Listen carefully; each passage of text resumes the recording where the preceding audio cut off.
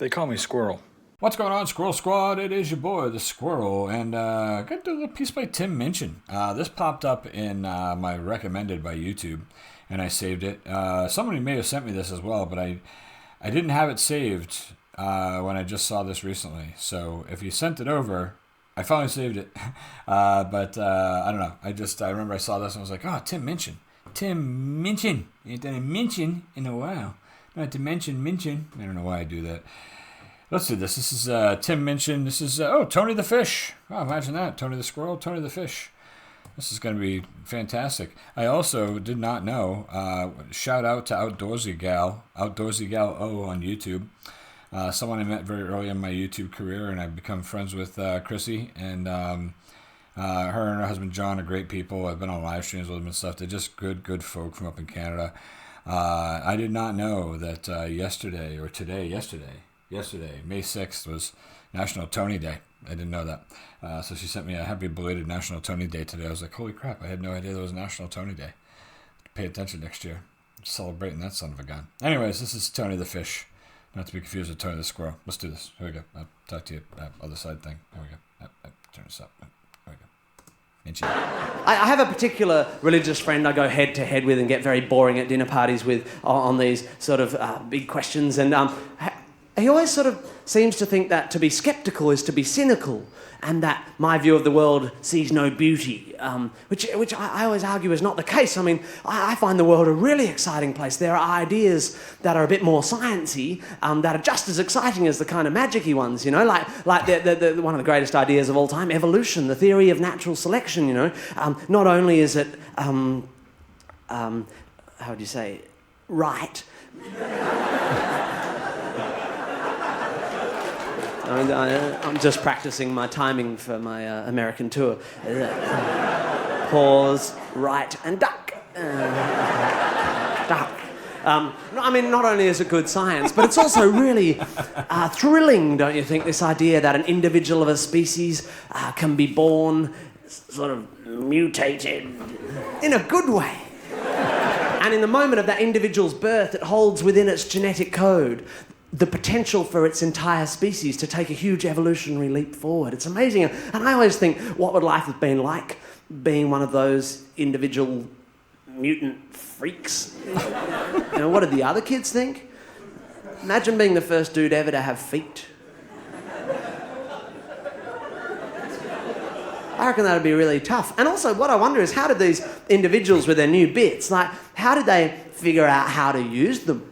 Did they just stumble upon their potential purpose one day, just accidentally, you know? Imagine you're a fish, and you're just swimming in the ocean with your school, and you're all just hanging out, swimming, same as always, because you're fish. And suddenly, out of nowhere, Tony... Because you're fish. Fucking Tony. Tony just goes... Fucking Tony. I'm getting out.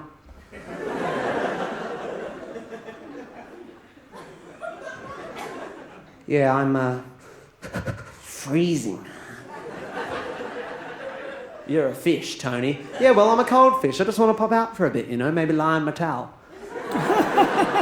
Bring you an ice cream. Yeah, don't bother, Tony, you're a freak. Come on, school, let's go. Let's ostracize him for being different. Yeah, let's ostracize him. Tony's a freak. Let's ostracize him for being different. No, don't ostracize me. I'm just a little bit different. This is so weird. Oh, bugger you then. I'll show you guys.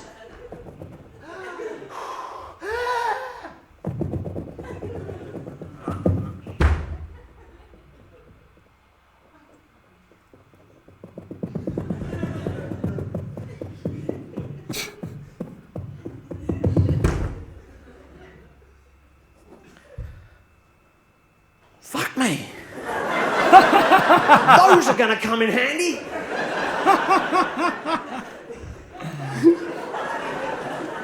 And imagine what Tony would think. Standing there on his brand new feet, on the brink of the beginnings of mankind as we know it.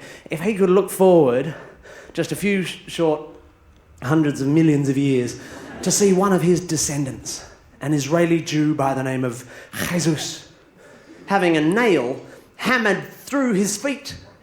The very feet that Tony provided him with as a punishment for having a sort of schizophrenic discourse with a god who was created by man to explain the existence of feet in the absence of the knowledge of the existence of Tony.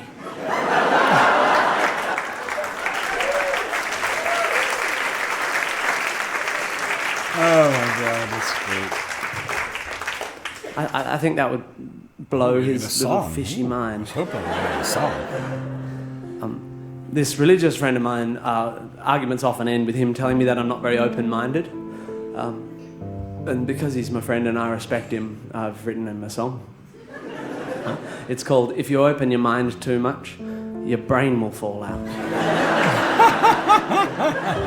Which I think is brilliant. It's so clever. Unfortunately, I didn't come up with it myself. I read that in a book. So to avoid copyright issues, I've given it a subtitle, which is Take My Wife! What the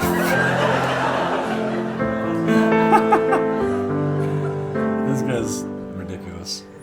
If anyone can show me one example in the history of the world of a single psychic who's been able to prove under reasonable experimental conditions that they are able to read minds.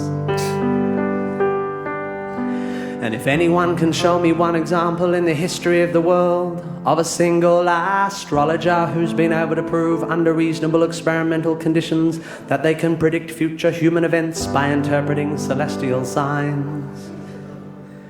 And if anyone can show me one example in the history of the world of a single homeopathic practitioner who's been able to prove under reasonable experimental conditions that solutions made up of infinitely tiny particles of good stuff dissolved repeatedly into relatively huge quantities of water have a consistently higher medicinal value than a similarly administered placebo.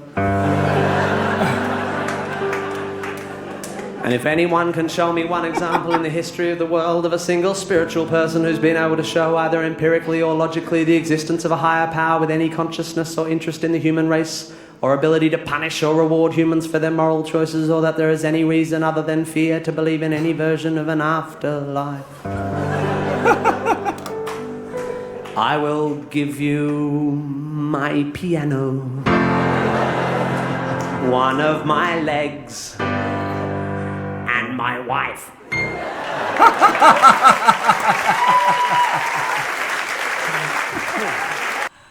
Wonder how his wife feels about that. Hey, Tim and I may disagree on some things as far as all that stuff goes, but that's okay. Everyone has their theories and opinions, and that's absolutely fine. I like Tim a lot. Tim's great. He really is. That was an odd segment for a while there, but yeah, it was good. It was just because the fish thing was hilarious. That was really good. It was a cute little bit, and it's kind of neat too because I've only reacted to Tim singing, so it was nice at the end we got a little bit of singing, but the theatrical part and the comedic part of Tim was a delight this time. So I hope you guys enjoyed that. A little Tim Minchin, just a little something different this week. So I hope everybody had a good time with it, and hopefully I'll catch you guys real soon. All right, take care of yourselves. Be good. Squirrel out.